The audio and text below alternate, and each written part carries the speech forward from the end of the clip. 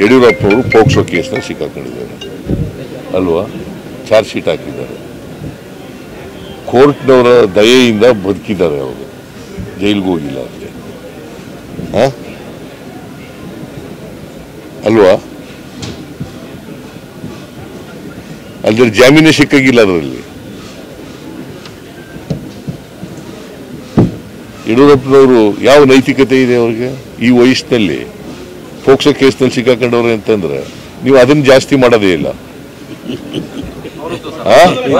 ಬರೀ ತೋರಿಸ್ಬಿಟ್ರ ತೋರಿಸಿದ್ರ ಆದ್ಯನೇ ಸಾರ್ವಜನಿಕ ಜೀವನದಿಂದ ನಿವೃತ್ತಿ ಆಗ್ಬೇಕು ಅವರು.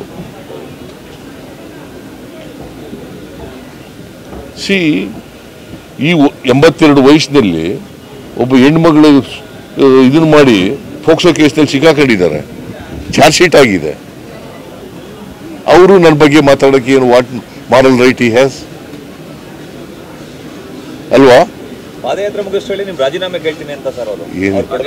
ಮೊದಲು ಸಾರ್ವಜನಿಕ ಜೀವನದಿಂದ ನಿವೃತ್ತಿ ಆಗಲಿ, ಆಮೇಲೆ ನೋಡೋಣ. ಸತ್ಯ ಇದ್ರಲ್ವಾ ರಾಜೀನಾಮೆ ಕೇಳೋದು?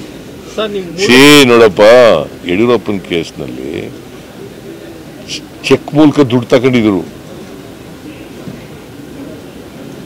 ಗೊತ್ತಾಯ್ತಾ?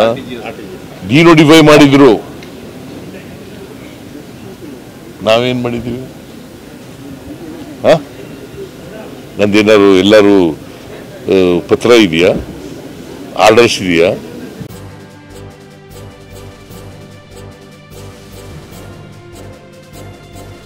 ಇದು ಮಾನವೀಯ ಸಂದೇಶದ ಜನವಾಹಿನಿ.